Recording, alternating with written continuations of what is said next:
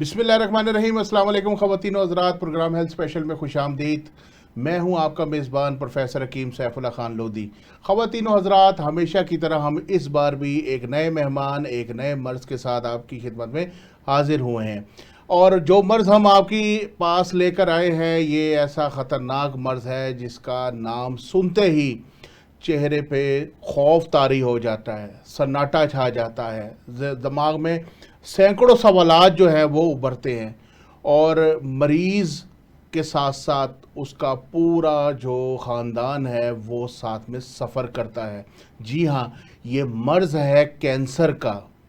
Cancer का नाम सुनते ही बड़े बड़ों के जो है वो दिल जो है खौफ से उसमें लर्ज़ा तारी हो जाता है। ये मर्ज़ कैसे होता है, ये मर्ज़ क्यों होता है, इसकी क्या वजूहात है, इसकी सारी तफसील आज हम अपने प्रोग्राम में जानेंगे। आज हमारे पास जो मेहमान मौजूद हैं, पहले मैं आपका उनसे तारुफ़ कराता चलूँ। हमारे साथ बैठे हैं हकीम वैद अली रिजवान हिम्मत साहब। ये माहिर आयुर्वेद भी हैं, तिब्बे यूनानी से भी इनका गहरा ताल्लुक है और इंटरनेशनल योगा मास्टर भी हैं। तो अली रिजवान भाई, हम आपको प्रोग्राम में खुश आमदीद कहते हैं। बहुत शुक्रिया। तो ख़वातीन और हज़रात, इनसे सवाल करने से पहले मैं आपको ये बताता चलूँ कि ये मौजू बहुत अहम है और इस मौजू के ऊपर बात करना नहायत ज़रूरी इसलिए हो गया था क्योंकि हमारे बहुत सारे दोस्तों ने ये इसरार किया है कि कैंसर जैसे मौजी मर्ज़ के ऊपर जो है एक बाकायदा प्रोग्राम होना चाहिए ताकि लोगों को शऊर मिले, क्योंकि बहुत सारे लोग इसका नाम सुनते ही हिम्मत हार बैठते हैं, दिमाग में खौफ तारी हो जाता है, जिस तरह मैंने पहले बताया। तो आपने कहीं नहीं जाना, हमारे साथ रहना है और इस प्रोग्राम को तवज्जो से सुनना है। तो रिजवान भाई, पहला आपसे जो सवाल है वो ये है कि कैंसर है क्या और ये कैसे, इसकी शुरुआत कैसे होती है? बिस्मिल्लाहिर्रहमानिर्रहीम। सबसे पहले मैं आपका इंतहाई शुक्रगुजार हूँ कि आपने अपने प्रोग्राम में दावत दी और शरफ बख्शा। अब कैंसर जिस्म में एक ऐसी हालत है जिसमें जिस्म के खलियात गैर ज़रूरी तरीके से और बेढंग तरीके से बढ़ना शुरू हो जाते हैं और फिर बढ़ के ये आगे तकसीम होते रहते हैं और फैलते रहते हैं। तो जब ये एक ख़ास जगह पर अपनी कॉलोनी बना लेते हैं जिस्म के किसी एक हिस्से में, तो वहाँ पर फिर जो करीबी टिश्यूज़ होते हैं, जो करीबी बाफ्तें होती हैं, उनके पर ये अटैक कर देते हैं। अच्छा। फिर वहाँ से ये अपनी खुराक लेते लेते फिर अपनी ग्रोथ बढ़ाते रहते हैं। अमूमन होता ही है कि जिस्म में खलियात बढ़ते भी हैं और फिर वो खलियात जो बड़े हुए होते हैं बस एक ख़ास मुद्दत के बाद वो ख़त्म भी होते रहते हैं। ठीक है। लेकिन ये जो कैंसर के सेल्स जो बनते हैं, इसकी जब ग्रोथ होती है तो इसके खलियात बढ़ते ज़्यादा हैं और ख़त्म कम होते हैं। फिर इसकी ग्रोथ बहुत ज़्यादा जब बढ़ती रहती है फिर ये एक शदीद मर्ज़ की सूरत इख्तियार कर लेता है। आप इस तरह से समझें, एक आम मिसाल में, कि किसी मुल्क में जहाँ पर लॉ एंड ऑर्डर ना हो, किसी एक रियासत में लॉ एंड ऑर्डर ना हो, तो वहाँ पर जब कानून की अमलदारी ना हो तो लोग फिर जराइम करना शुरू हो जाते हैं, क्राइम्स बढ़ जाते हैं, वहाँ पर क्रिमिनल्स बढ़ जाते हैं, मुजरम बढ़ जाते हैं। फिर जब वो मुजरम इतने ताकतवर हो जाएं कि वो कानून को चैलेंज कर सकें या कानूनी इदारों को चैलेंज कर सकें, तो वो फिर देखते हैं कि मुल्क का कौन सा खित्ता ऐसा है जहाँ पर कानून की अमलदारी कमज़ोर है, जहाँ पर कानून वीक है, जहाँ पर कानून पूरी तरह से एक्टिव नहीं है। वो उस जगह पर जाकर अपना गढ़ बना लेते हैं। मतलब जिस तरह से आप समझ लें कि पाकिस्तान में एक इलाका गैर होता था, जी जी जी, वहाँ पर कानून की इतनी अमलदारी नहीं थी, जराइम ज़्यादा, बिल्कुल सही। वहाँ पर जराइम लोकली तो इतने ज़्यादा होते ही थे जो होते थे, लेकिन फिर पूरे पाकिस्तान से जो क्रिमिनल्स और दूसरे लोग थे वो उस जगह पर इकट्ठे होते थे, पूरे पाकिस्तान से जराइम करते थे और वहाँ जाके इकट्ठे होते थे, वहाँ पर अपनी कॉलोनीज़ बनाते थे, वहाँ पर खुल के खेलते थे, जुर्म करते थे और वहाँ आ जाते थे। बिल्कुल जिस्म के अंदर भी यही सूरत हाल होती है। जिस जिस्म के ऊपर फितरी असूलों पर कारबंद ना हो, वहाँ पर कानून की अमलदारी ना, फितरत के कानून की अमलदारी ना हो, वहाँ पर गैर फितरी तर्ज ज़िंदगी हो, वो जिस्म कमज़ोर होता है। उस जिस्म में जो सबसे कमज़ोर हिस्सा होता है, सबसे पहले शिकार वही होता है। बिल्कुल सही। वहाँ पर वो बैक्टीरिया, वायरस जो होता है कैंसर का, वो वहाँ पर ग्रो करता है। फिर वहाँ पर वो देखता है उसे कानून की अमलदारी नहीं है, यहाँ पर रिट नहीं है, कानून मुझे चैलेंज नहीं कर सकता आगे, तो वो फिर वहाँ पर खुल के खेलता है, खुल के खेल के वहाँ पर अपनी कॉलोनीज़ बना लेता है, फिर उसके बाद फिर जिस्म में आगे और फैलता है। बिल्कुल सही है। बड़े खूबसूरत अंदाज में आपने इसकी तशरीह तो बयान कर दी। अच्छा, ये बताएं कि ये जो होता है, इसकी इकसाम जो होती हैं वो कितनी होती हैं? वैसे तो कैंसर की इकसाम बहुत सारी हैं, لیکن جو خاص اس کی اقسام ہے وہ چھاتی کا کینسر ہے, منہ کا کینسر ہے, بلڈ کا کینسر ہے, ہڈیوں کا کینسر ہے, بالکل صحیح. اس کے علاوہ جگر کا کینسر ہے, پھیپھڑوں کا کینسر ہے, گلے کا کینسر ہے, اور یہ مختلف طرح کے کینسر پھر جسم میں آگے پھر اس کی اور ڈیٹیل بنتی جائے گی. تو یہ عام پھر جس طرح سے خواتین میں بریسٹ کینسر ہوتا ہے, یہ پاکستان میں بہت عام ہے. تقریباً ہر 10-12 میں سے, یعنی میں نے ایک رپورٹ جو پڑھی تھی اس میں ہر 9 میں سے ایک خاتون کو کینسر ہونے کی امکانات بہت زیادہ ہوتے ہیں پاکستان کے اندر. تو مختلف اقسام میں یہ خاص اقسام میں کینسر. بالکل صحیح ہے. چلے اس میں ہم تھوڑی سی ڈال لیتے ہیں کیونکہ یہ اس کی شرح بھی بہت زیادہ ہے, جو خواتین میں بریسٹ کینسر کا ایشو بہت زیادہ ہے. یہ کیا اس کی بنیادی علامات کیا ہیں, اور یہ مثلا کہ آپ کیا سمجھتے ہیں کہ کس وقت جو ہوتی ہے جسم میں ایسا بگاڑ پیدا ہوتا ہے جس سے یہ ہوتا ہے؟ لیکن جو سب سے بنیادی وجہ یہاں پر بریسٹ کینسر کی ہے خواتین میں, وہ یہ ہے کہ بریسٹ فیڈ نہ کروانا صحیح طریقے سے. اچھا. خواتین جب بچوں کو دودھ صحیح طرح سے نہیں پلاتی ہیں یا اسے بچپن سے ہی فیڈر پہ بچوں کو لگا دیتی ہیں. بالکل صحیح. اب وہ بچوں ماؤں کو خود دودھ پلاتے ہوئے سارا دن بچے کو جتنی دفعہ بھوک لگے گی اتنی دفعہ دودھ پلانے میں انہیں کوفت محسوس ہوتی ہے, تو وہ پھر بچے کو فیڈنگ آؤٹ سائڈ فیڈنگ پہ لگا دیتی ہیں. اسے فیڈر دیں گے یا اسے اور جو دوسرے پیکڈ آئٹمز ہوتی ہیں وہ دینا شروع کرتے ہیں. تو پھر ماں کا خود کا جو ایک سسٹم ہے, نیچرل جو سسٹم ہے وہ نہیں ہوتا. اب وہ دودھ بن رہا ہے جسم کے اندر لیکن وہ اس کا اخراج نہیں ہو رہا. جس جگہ پر جسم میں کوئی چیز پیدا ہو رہی ہوگی اور اس کا اخراج نہیں ہوگا تو وہ زہر بنے گی پھر بعد. بالکل صحیح ہے. مثلاً آپ منہ کے اندر تھوک بن رہا ہے, اس تھوک کا اگر اخراج نہ ہو اندر یا باہر, منہ کے اندر ہی زہر بنتا جائے گا. اس طرح سے یورین ہے وہ جسم کا اخراج ہے, ایگزاسٹ ہے. وہ اگر ایگزاسٹ وہاں سے نہیں ہوگا تو پھر وہ پروسٹیٹ کینسر بنے گا, پھر اور کینسر وہاں پر کسی اور طرح کا مسئلہ بنے گا. اس طرح سے آنت کا کینسر اس وقت بنے گا جب آنت کا اخراج صحیح طرح سے نہیں ہوگا. اس طرح سے بریسٹ کا کینسر اس وقت بنتا ہے جب خواتین صحیح طرح سے بچے کو فیڈ نہیں کرواتی. قرآن حکیم میں واضح طور پہ بتایا کہ مائیں کم از کم 2 سال اپنے بچوں کو دودھ پلائیں. ہمارے یہاں 6 سے 7 مہینے کم از کم دودھ پلایا جاتا ہے, اور اس میں پھر فیڈر پلانا شروع کر دیتی ہیں. اپنا دودھ کم پلاتی ہیں, فیڈر زیادہ پلاتی ہیں, اور ایسے ایسا 1.5 سال میں وہ دودھ بند کر دیتی ہیں. اس کے بعد جو دودھ بنتا رہتا ہے وہ جب وہ نہیں استعمال ہوتا ہے صحیح طرح سے تو پھر وہ بریسٹ کا کینسر بن جاتا ہے. اس کی اور بہت ساری وجوہات بھی ہیں لیکن بنیادی وجہ یہی ہے. اچھا, اس میں ایک چیز یہ بھی ہے, ایک سوال یہ بھی ہے کہ بعض خواتین جو ہوتی ہیں ان میں دودھ اترتا ہی نہیں ہے. کیا اس صورت میں وہ کنورٹ ہو سکتی ہے بریسٹ کینسر کی طرف؟ اس صورت میں بھی ہو سکتی ہے. اچھا, دودھ نہ اتر, ایک اتر ہی نہیں نہ رہا. ایک تو ہو گئی کہ بھئی اترا, انہوں نے صحیح طرح اس کو نہیں پلایا, سٹاپ کروا دیا, فیڈر پہ لگا دیا, ٹھیک ہے. خاوند جتنے بھی ہوتے ہیں حضرات, ان کی جیبیں بھی بیچاروں کی 4 دن بعد ڈبہ ختم ہوتا ہے تو انہیں بھی سمجھ آ جاتی ہے. تو اس میں یہ ہوتا ہے کہ بعض خواتین کو دودھ اترتا ہی نہیں ہے, تو اس کے اوپر بھی تھوڑی سی ذرا روشنی ڈالیں. جو دودھ نہیں اترتا, ہارمون کا ایک تو ڈس بیلنس ہوتا ہے باڈی کے اندر. دوسرا یہ میں نے جو دودھ اترنے کے بعد اور اس کو صحیح طرح سے ایگزاسٹ نہ ہونا, یہ کینسر ہونے کی ایک وجہ ہے. اچھا. اور بہت ساری وجوہات ہیں. ہمارے یہاں خواتین جس طرح سے جس اسپیڈ کے ساتھ جنک فوڈ یوز کرتی ہیں, جس طرح سے سافٹ ڈرنکس یوز کرتی ہیں, جتنا چینی کا انٹیک کرتی ہیں, پھر خواتین جس طرح سے نوڈلز کا استعمال کرتی ہیں اور غیر روایتی کھانے, غیر فطری کھانوں کا استعمال جس طرح سے کرتی ہیں, اس سے ان کی برسٹ زیادہ ہی متاثر ہوگی. بالکل صحیح. ٹھیک ہے جی. کچھ خاص جیسے مرد پان کھاتے ہیں تو ان کے اندر داڑھ کا, منہ کا کینسر, اور سگریٹ پینے والوں کے منہ کے کینسر کی علامات زیادہ ہوتی ہیں. تو اسی طرح سے خواتین کا یہ حصہ حساس ہوتا ہے. دوسری بات یہ ہے کہ جس چیز کے بارے میں لوگ زیادہ کانشیس ہوتے ہیں وہ زیادہ اثر انداز ہوتی ہے. بالکل صحیح. ٹھیک ہے جی. تو لوگ جس چیز کے بارے میں زیادہ کانشیس ہوں گے, یہ میں پردے میں ایک بات بتا رہا ہوں, خواتین جس چیز کے بارے میں زیادہ کانشیس ہوں گی وہاں پر اثر بھی اس کا اتنا زیادہ پڑے گا. بالکل صحیح. تو اس لیے خواتین میں یہ وجوہات اس کی زیادہ نفسیاتی اثرات بھی ہوتے ہیں نا اس کے. بالکل صحیح ہے. اچھا, آپ نے ذکر کی, یہ تو خواتین کا ہو گیا.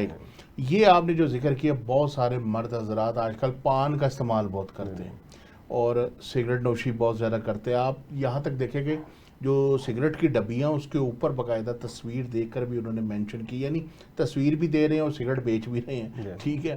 تو آپ یہ بتائیں کہ اس میں سگریٹ کے علاوہ جو پان ہے, پان تو سگریٹ سے بھی زیادہ خطرناک ہے نا, اس میں منہ سے لے کے آنتوں تک کیا بگاڑ ہوتا ہے اور کیسے یہ سٹارٹ ہوتا ہے؟ کہ پان کے اندر جو قدرت نے کچھ صلاحیتیں رکھی ہیں, کچھ ہم نے اس کے اندر بگاڑ پیدا کیا ہے. پان بذات خود ایک بہت مفید چیز ہے, حکمت کی چیز ہے, یونانی میڈیکل میں یوز ہوتا ہے, آیوروید میں بڑا یوز ہوتا ہے اس کے بہت سارے پان کے. اچھا.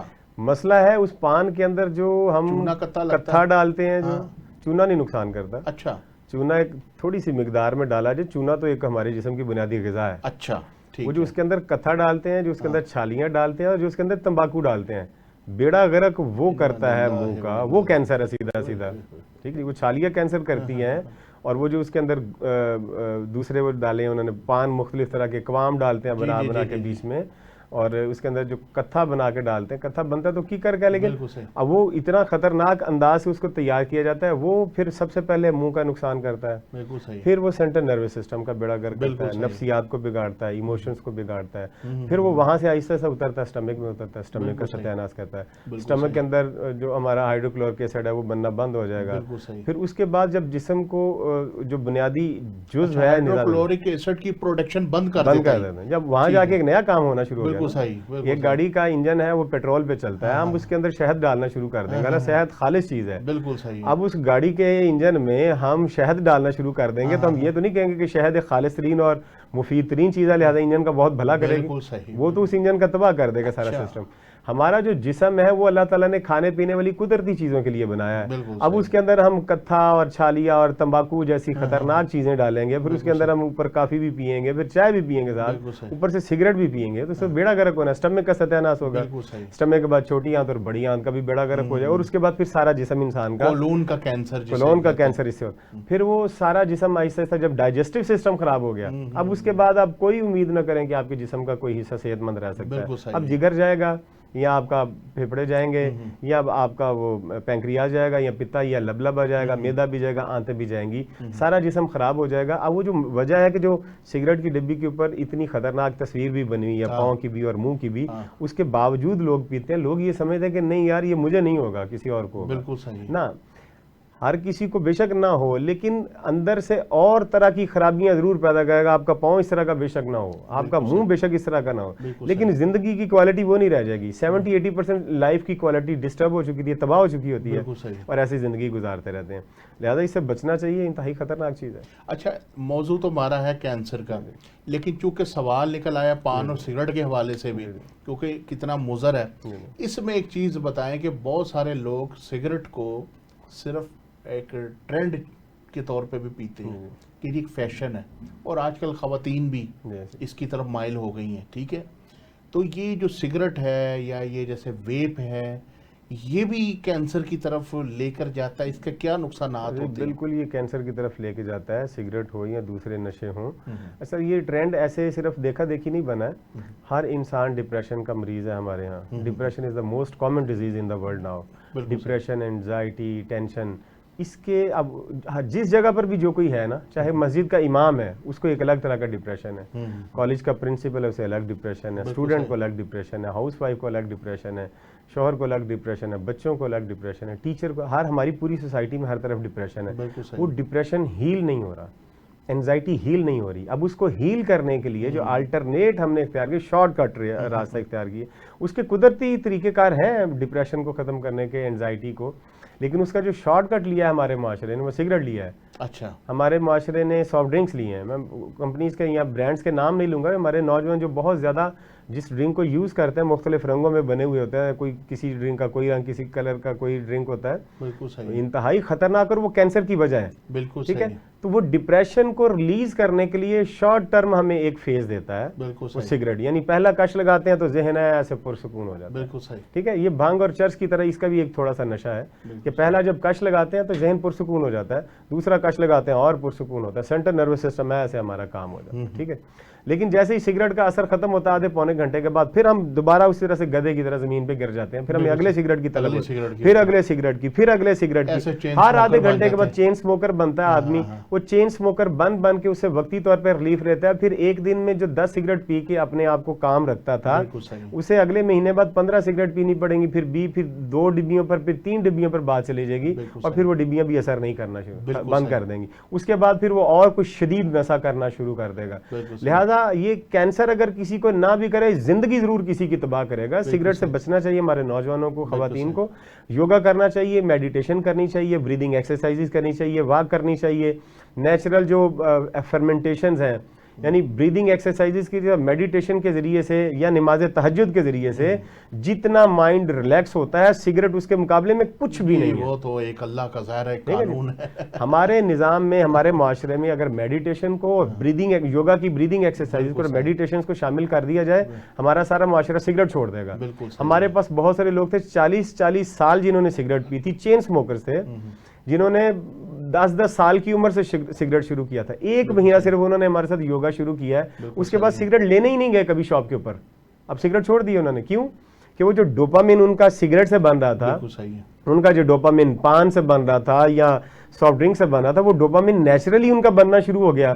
اب وہ یوگا کرتے ہیں, سارا دن ریلیکس رہتے ہیں. یوگا کرنے سے, میڈیٹیشن کرنے سے, بریدنگ ایکسرسائزز کرنے سے, مراقبہ کرنے سے جو ڈوپامین بنتا ہے لانگ لاسٹنگ ہوتا ہے. یعنی آپ 20 منٹ دن میں آپ مراقبہ کریں, آپ کے 24 گھنٹے ڈوپامین آپ کو بڑا بہترین ملے گا اور 24 گھنٹے تک آپ ریلیکس رہیں گے. زبردست زبردست جی, بہت اچھے طریقے سے آپ نے اس کے بارے میں ہمیں گائیڈ کیا. اچھا رضوان بھائی یہ بتائیے گا کہ یہ جو بلڈ کینسر ہوتا ہے یہ کیا اس کی بنیادی وجوہات ہوتی ہیں؟ کیونکہ ہیموگلوبن ہماری جسم میں بہت بنیادی کردار ادا کرتا ہے, جو کہ ہمارے سرخ جو ہوتے ہیں ریڈ بلڈ سیل جنہیں ہمیں کہتے ہیں ان کے اندر موجود ہوتے ہیں, اور وائٹ بلڈ سیل کہتے ہیں کہ جب بڑھ جائے اور ریڈ کم ہو جائے تو اس وقت اس کی یہ شروع ہو جاتے ہیں سمٹم. تو یہ کیا ایسی وجوہات بن جاتی ہے کہ یہ بلڈ کینسر کی طرف مریض چلا جاتا ہے؟ دیکھیں کینسر جتنے بھی ہیں ان کی جو پرائمری روٹ کاز ہے وہ ایک ہی طرح کی ہے. اچھا, جتنے بھی کینسر ہوتے ہیں ان کا پرائمری روٹ کاز ایک ہی ہے. اچھا, غیر فطری طرز زندگی, ٹھیک ہے, ان نیچرل لائف سٹائل. ہمارا آرٹیفیشل لائف سٹائل جو ہم نے اختیار کیا ہے اس کے آؤٹ کمز یہی نکلنے ہیں. مثلاً ہمارے گھروں میں دیکھیں ہم اسے بہت آگے جا کے اگر پکڑیں گے تو پھر نہیں وہ پکڑا جائے گا. مطلب ڈائریکٹ اگر ہم بلڈ کینسر کی تشخیص اور اس کا علاج یا اس کی وجوہات تلاش کرنے کی کوشش کریں گے تو وہ بہت زیادہ کمپلیکیٹڈ ہو جائیں گی. ہمیں روٹ کاز پہ آ جانا چاہیے فوری طور پہ. روٹ کاز میں ہمارے گھروں میں دیکھیں سلور کتنا ہے, سلور انٹیک کتنا ہو رہا ہے. سب گھروں میں سلور کے برتن استعمال ہوتے ہیں, ٹھیک, نان اسٹک برتن استعمال ہوتے ہیں. یہ نان اسٹک برتن کے اوپر جو کیمیکل ہے اس کے جو فیومز نکلتے ہیں جب وہ پکتا ہے پھر آہستہ آہستہ وہ گھلتا ہے اس کے اندر. پھر آپ دیکھیں گے ایک وقت میں نان اسٹک کے اوپر سے وہ اس کا جو نان اسٹک ہوتا ہے اتر آتا ہے, نیچے سے اصل میٹل نکل آتا ہے. وہ سارا نان اسٹک کدھر گیا ہے؟ وہ ہمارے اندر ہی گیا ہے سارا کا سارا. سلور کو آپ دھو کے دیکھیں تھوڑی دیر میں ایسے 2-3 دفعہ ہاتھ مارے وہ کالا ہو جاتا ہے پانی. وہ سارا سلور جب پکتا ہے کھانا وہ ہمارے اندر جاتا ہے. یہ جتنے سافٹ ڈرنک کا کیمیکل ہے, انڈسٹریل کیمیکل ہوتے ہیں سافٹ ڈرنکس کے اندر, وہ ہم پیتے ہیں, ٹھیک. پھر یہ جتنے بھی جنک فوڈ اور لیٹ نائٹ کھانے, پھر ضرورت سے زیادہ کھانا, باسی کھانے, رات کا پڑا ہوا کھانا صبح کھاتے ہیں وہ زہر ہوتا ہے, دوبارہ گرم کرتے ہیں ڈبل زہر بن جاتا ہے. یہ جو ہم نے اپنا ایک نیچرل لائف سٹائل بنا لیا ہے. پھر کھانا ہم اتنا کھاتے ہیں, جب بیل کے ساتھ کام کرنے والے آدمی جتنا کھانا کھاتے تھے نا فصلوں میں, مشقت کرنے والے, محنت کرنے والے, وہ جتنی محنت کرتے تھے اور جتنا کھانا وہ کھاتے تھے, ہمارا انٹیک ابھی بھی ان لوگوں کی مقدار جتنا ہی ہے. جتنا وہ کھاتے تھے ہم اتنا ہی کھاتے ہیں, لیکن جسمانی مشقت ہماری بالکل بھی نہیں ہے. اب کیا ہوگا, ایک تو ہم فطری غذا نہیں کھا رہے, یعنی پہلی بات تو کہ اگر ہم فطری غذا کھا کے اس کا بھی اخراج صحیح طرح سے جسم نہ کر سکے اور وہ غذا ان ڈائجسٹو رہ کے باڈی کے اندر آ جائے تو وہ بھی زہر بنے گی, وہ کینسر کی وجہ بنے گی. لیکن اگر ہم کھاتے ہی غیر فطری غذائیں ہیں, ہمارا نیچرل لائف سٹائل ہے ہی نہیں ہے, آرٹیفیشل لائف سٹائل سے ڈیڈ ڈائٹس کھا کے, جنک فوڈ کھا کے ہم اپنے جسم کو بھر لیں گے, اب اسے ہم توقع رکھیں گے کہ یہ ہمیں صحت مند رکھے گا. بالکل صحیح, یہ خام خیالی ہے. ہم آپ کے ساتھ سلسلہ یہیں سے دوبارہ شروع کریں گے. خواتین و حضرات کہیں نہ جائیے گا, وقت ہوا ایک بریک کا, ملتے ہیں بریک کے بعد. ویلکم بیک ناظرین, ہمارے ساتھ بیٹھے ہیں حکیم علی رضوان ہمت صاحب اور ہمیں کینسر جیسے موذی مرض کے بارے میں اویئرنیس دے رہے ہیں. خواتین و حضرات یاد رکھیے گا, جہاں پہ بیماری ہوتی ہے وہاں پہ شفا بھی ہوتی ہے, اور شفا اللہ تعالیٰ نے اپنے ہاتھ میں رکھی ہے. آپ کہیں مت جائیے, ہمارا پروگرام غور سے سنیں, اور یہ پروگرام میں آہستہ آہستہ اور آپ کو دلچسپی آپ کی انشاءاللہ تعالیٰ بڑھے گی. اچھا رضوان بھائی یہ بتائیے گا کہ جو کینسر کا مرض ہے اس کی ایسی کون سی علامات ہے جس سے یہ خطرہ لاحق ہو جائے کہ کینسر بڑھ جائے گا؟ جی کینسر کی ابتدائی علامات میں کسی جسم کے کسی حصے میں گلٹی بن جانا یا رسولی بن جانا، ٹھیک ہے، اس میں درد ہونا یا نہ ہونا وہ بعد کی بات ہے، لیکن کسی جگہ پر بھی گلٹی اگر بن جائے تو اس کا مطلب ہے کہ یہ کینسر کی طرف جا رہا ہے جسم. ٹھیک ہے، اگر غیر معمولی کھانسی ہو اور اس کے ساتھ آواز میں تبدیلی آ جائے تو اس کا مطلب ہے کہ یہ کینسر کی طرف جا رہا ہے. بالکل صحیح. اگر کھانے پینے کی ہماری جو خواہش ہے اگر اس میں تبدیلی واقع ہو جائے، یعنی بھوک کبھی بہت زیادہ لگنے لگے کبھی بالکل نہ لگے، تو اس کا مطلب ہے کہ ہم اس طرف جا رہے ہیں. پھر اس کے ساتھ ساتھ جو نظام اخراج ہے، پیشاب اور پخانہ، اگر اس کی روٹین میں خرابی آ جائے، یعنی پیشاب بہت دیر نہ آئے یا پخانہ بہت دیر نہ آئے، تو اس کا مطلب ہے کہ یہ کینسر کی طرف جا رہا ہے. یا اگر ہاضمہ خراب ہو جائے، کھانا کھایا ہوا ہضم نہ ہو رہا ہو، یہ سب سے بڑی بنیادی وجہ ہے ہر بیماری کی. تو کینسر کی بنیادی وجہ جو پرائمری روٹ کاز میں سب سے پہلے آگا وہ یہی ہے، ڈائجسٹو سسٹم کا خراب ہونا. اگر ڈائجسٹو سسٹم خراب نہ ہوا تو کبھی کینسر نہیں ہو سکتا. ڈائجسٹو سسٹم خراب ہوگا تو ہر بیماری کو ویلکم کرے گا. بالکل صحیح. تو اس کے ساتھ پھر اگر جسم کے کسی حصے میں کوئی تل بنا ہو، کوئی موقع بنا ہو، اس کا سائز بڑھنا شروع ہو جائے، تل کا سائز بڑھنا شروع ہو جائے، کسی موقع بنا اس کا سائز بڑھنا شروع ہو جائے، تو اس کا مطلب ہے کہ یہ اب کینسر کی ابتدائی علامت ہے. ان کو اگنور نہیں کرنا چاہیے. بالکل صحیح ہے. اب یہ بے شک آپ کو کینسر ڈائگنوز نہ ہو، لیکن یہ جڑ بننا شروع ہو گئی ہے، یہ کوئی سال 1.5 سال کے بعد یہ مسئلہ کھڑا کرے گا. بالکل صحیح ہے. اچھا، اس کی تشخیص کے کون سے عوامل ہوتے ہیں؟ دیکھیں بہت سارے اس کے طریقہ کار ہیں. تشخیص کے لیے سی ٹی اسکین کیا جاتا ہے، پھر اس میں ایکس ریز کیے جاتے ہیں مختلف جسم کے، جس طرح کے جسم کے جس حصے میں کینسر ہو اسی حصے کا سی ٹی اسکین کیا جاتا ہے، ایکس رے کیا جاتا ہے. تو پھر یورین کے ذریعے سے ٹیسٹ کیا جاتا ہے، پخانے کے ذریعے سے اس کا ٹیسٹ کیا جاتا ہے. ہمارے آیوروید میں بہت سارے طریقے ہیں، مطلب موتر پریکشا ہوتی ہے، پخانے کے ذریعے سے، بلغم کے ذریعے سے، پھر ڈوش کے ذریعے سے دیکھا جاتا ہے کہ ڈوش بگڑا ہوا ہے، پھر باڈی کانسٹیٹیوشن لیا جاتا ہے، باڈی کی علامات نظر آ رہی ہوتی ہیں جس کے ذریعے سے وہ پتہ چل جاتا ہے کہ یہ جسم کینسر کی طرف جا رہا ہے. بالکل صحیح ہے. تو یہ بتائیے گا کہ جب مریضوں کو کیمو تھراپی کی طرف آ جاتے ہیں پیشنٹ، ڈاکٹر ان کو کیمو تھراپی کرتے ہیں، ان سے ان کے جسم کے جو بال ہوتے ہیں وہ سارے جھڑ جاتے ہیں، یہ کون سی سٹیج تک بندہ پہنچ چکا ہوتا ہے کہ یہ کیمو کی نوبت آتی ہے؟ دیکھیں کینسر کی ویسے تو 4 سٹیجز ہیں. اچھا. 0 سٹیج وہ ایک 0 ہوتی ہے، پھر 1 2 3 اور 4. بالکل صحیح. 0 سٹیج میں ایسا ہوتا ہے کہ ابھی کینسر کی ابتدا ہو گئی ہے لیکن ابھی یہ جسم کے دوسرے حصوں تک نہیں پہنچا. اچھا. ابھی یہ جس جگہ پر پیدا ہوا وہیں پر ہی ہے.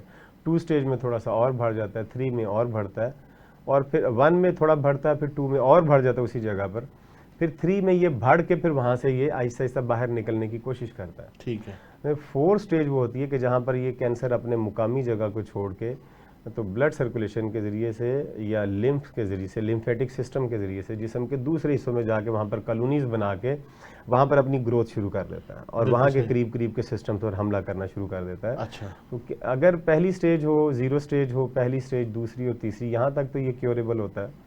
پھر جب یہ 2 3 تک پہنچ جاتا ہے، 4 تک پہنچ جاتا ہے، پھر یہ جسم کے دوسرے حصوں پر پہنچ جاتا ہے، پھر کیمو تھراپی کی بھی ضرورت پڑتی ہے. اچھا. تو کیمو تھراپی اب ہم کیونکہ ہربلسٹ ہیں، میں آیورویدسٹ ہوں، تو ہم کیمو تھراپی کو تو ریکمینڈ نہیں کرتے. بالکل صحیح. تو کیمو تھراپی جسم کو بہت زیادہ خراب کرتی ہے.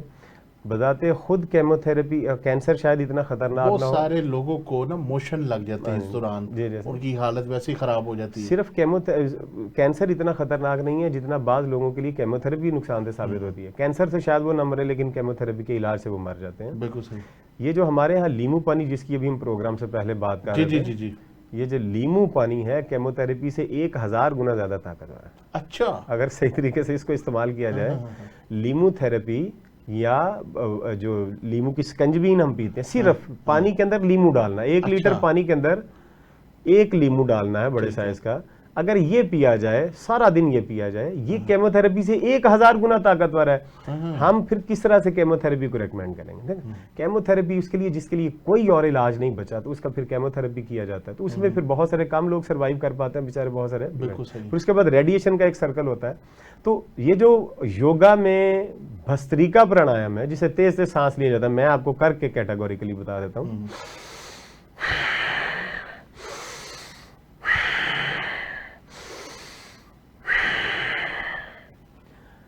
یہ بالکل سملر ہے ریڈیشن کی طرح، ریڈیشن کے سملر ہے، اور ریڈیشن کے ہی فائدے ہیں اس کے۔ اچھا، جو ریڈیشن باڈی کے اوپر جا کے اثرات کرتی ہے، یہ بھی اثرات اس کے اسی طرح کے، لیکن اس کا سائیڈ افیکٹ کوئی نہیں ہے۔ اچھا، لیمو تھراپی جو کچھ کرتی ہے، کیمو تھراپی بھی جسم میں وہی کچھ کرنا چاہتی ہے، لیکن وہ ڈیمیج بھی کرتی ہے، لیمو تھراپی ڈیمیج نہیں کرتی ہے۔ Naturally chemo therapy, naturally radiation میں آپ کو بتا رہا ہوں، وہ کیمو تھراپی کی جگہ پر لیمو تھراپی، اور بھسریکا پرانایام ریڈیشن کی جگہ پر۔ پھر جو کپال بھاتی ہے، کپال بھاتی کیمو تھراپی اور ریڈیشن دونوں کا کام کرتی ہے۔ درجنوں نہیں سینکڑوں ہزاروں مریض کینسر کے ان 3-4 چیزوں کے ساتھ ٹھیک ہوئے۔ اس کے ساتھ آپ نے ڈائٹ کو رکھنا ہے۔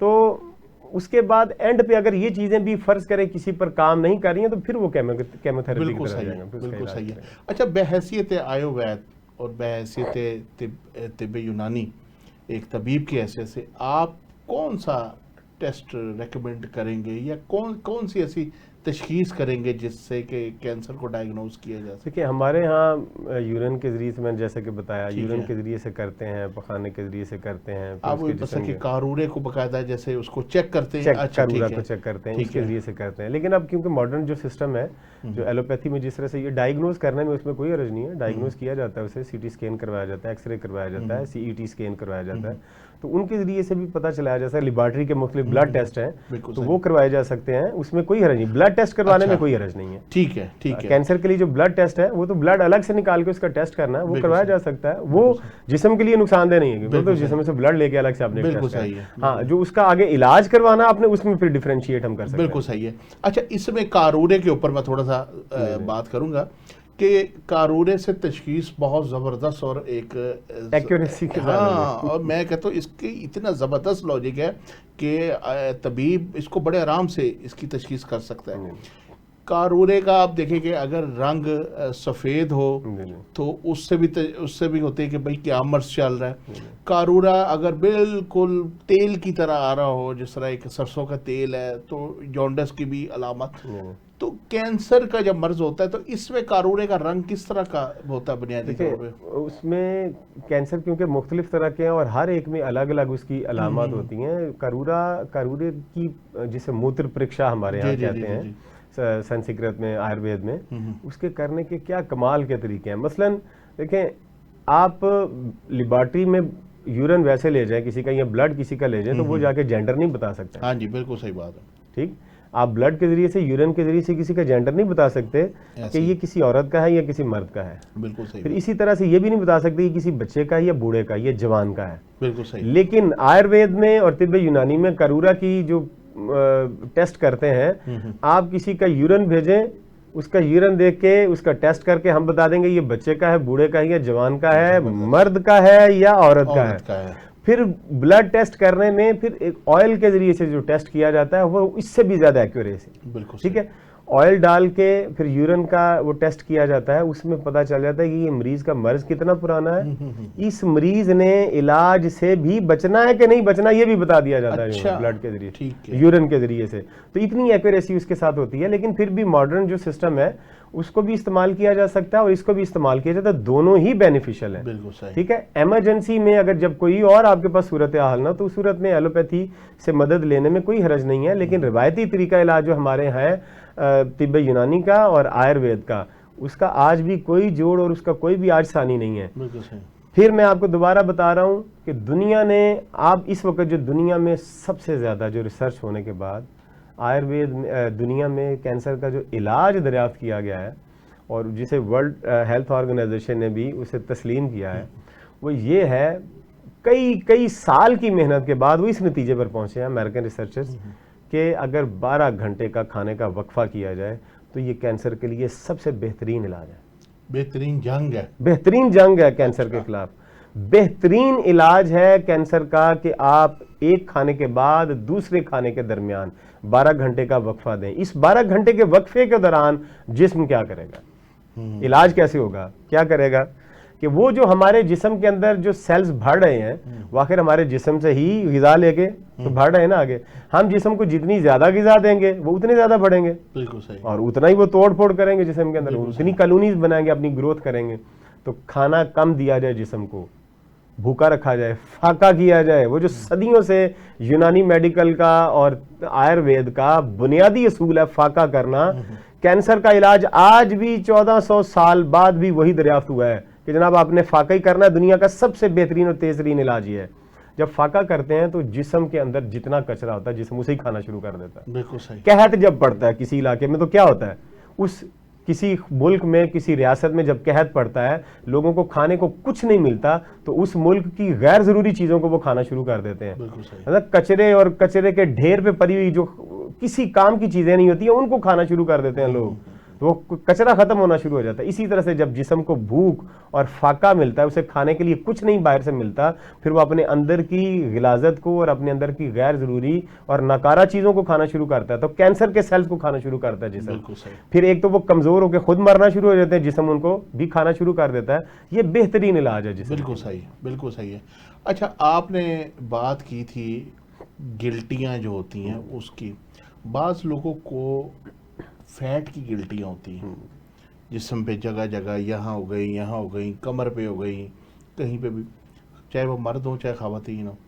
تو وہ جو گلٹیاں ہوتی ہیں اگر سائلنٹ رہے تو کیا وہ کنورٹڈ ہو سکتی ہیں کینسر کے اندر؟ جی اگر تو وہ سائلنٹ رہیں تو 20 سال تک سائلنٹ رہیں. اچھا. لیکن جب وہ بولنا شروع کریں گی تو ہمیں بتا کے نہیں بولیں گی.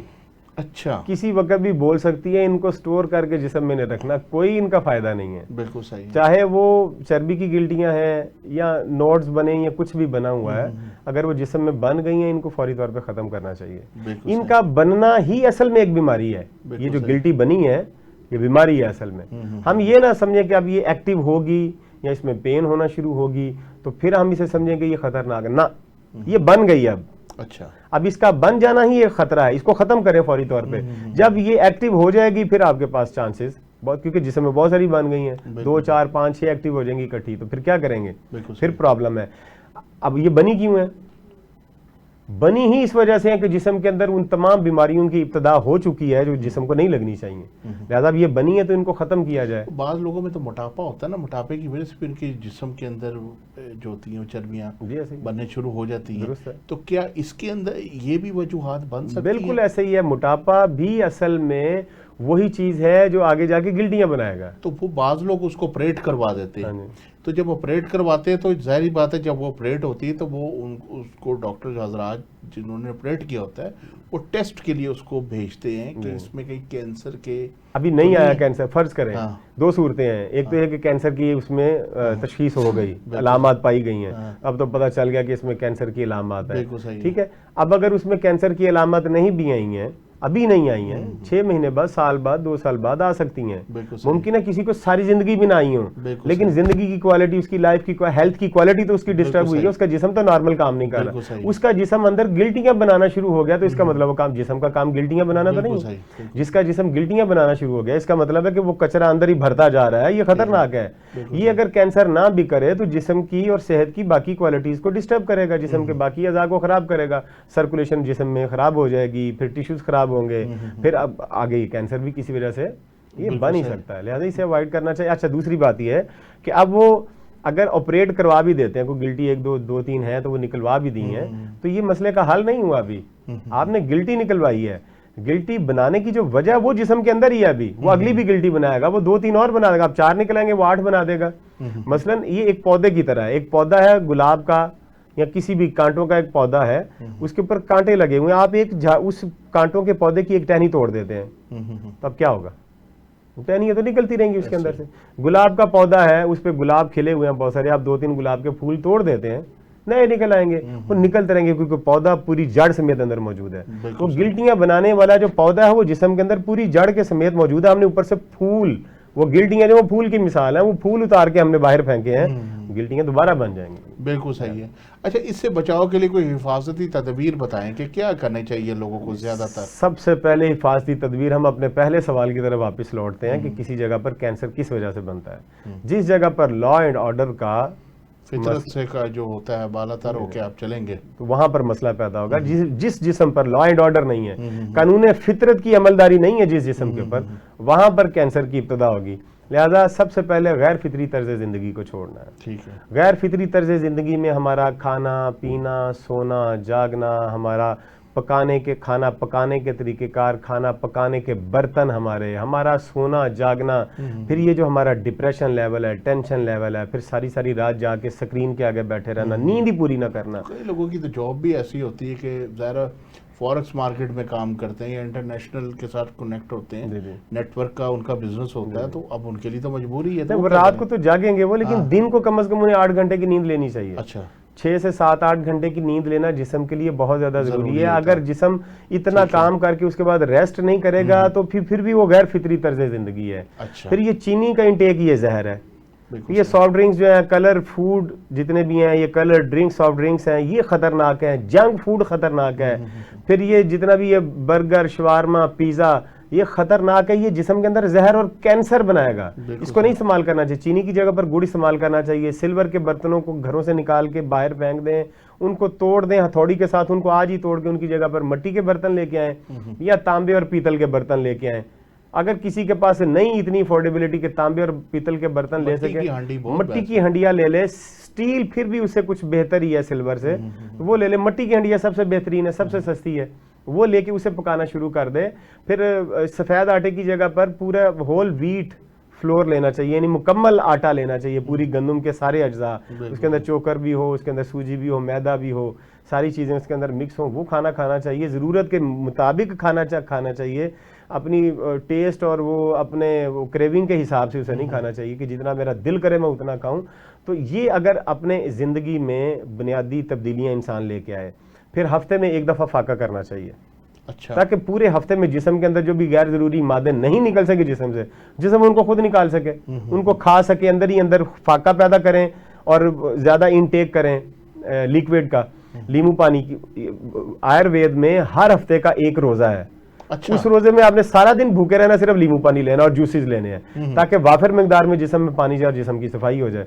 جب یہ کام آپ کرتے رہیں, آپ میڈیٹیشن کرتے رہیں, آپ ورزش کرتے رہیں, آپ نیچرل ڈائٹ لیتے رہیں, تو کینسر کبھی بھی ہوگا نہیں. اگر ہو گیا ہے تو اس کا علاج بھی موجود ہے. 0 سٹیج پہ, 1 اور 2 سٹیج پہ بھی اس کا علاج بہت اچھے طریقے, 3 سٹیج پہ بھی اس کا علاج ہو سکتا ہے. لیکن جب وہ جسم کے باقی حصوں میں پھیل جائے اور اتنا بڑھا لے کوئی انسان, پھر اس کے لیے خطرناک ثابت ہو سکتا ہے. بالکل صحیح ہے. اور آپ دیکھیں کہ جو دیہات کی زندگی ہوتی ہے اور شہر کی زندگی موازنہ کرائیں تو آپ دیکھیں کہ دیہات میں کینسر کی شرح میرا خیال ہے 1% بھی بامشکل ہوگی, کیونکہ وہاں کی جو زندگی ہے وہ بالکل نیچرل ہے. آج بھی وہ مغرب سے پہلے کھانا کھا لیتے ہیں, کھانا کھا کے مغرب کی نماز پڑھتے ہیں. پچھلے پروگرام میں میں نے اس کے حوالے سے نا تھوڑی سی کارگزاری سنائی تھی کہ ہم ایک دفعہ جماعت میں گئے تو وہاں کیا ہوا, تو وہ ساری اس کے مطابق جو تھی ان کی روایتی جو تھی نا وہ اسی طرح سے تھی ان کی زندگی کہ جناب علی کہ وہ قدرتی طریقے پہ سنت کے مطابق طریقہ گزارے اور زبردست جو ہے وہ آج تک نیچر سے جڑے ہوئے ہیں. دیہات والے صبح فجر کی نماز وقت اٹھتے ہیں, اٹھتے ہی اپنا کام کاج, جانوروں کو چارہ ڈالنا, دودھ دھونا,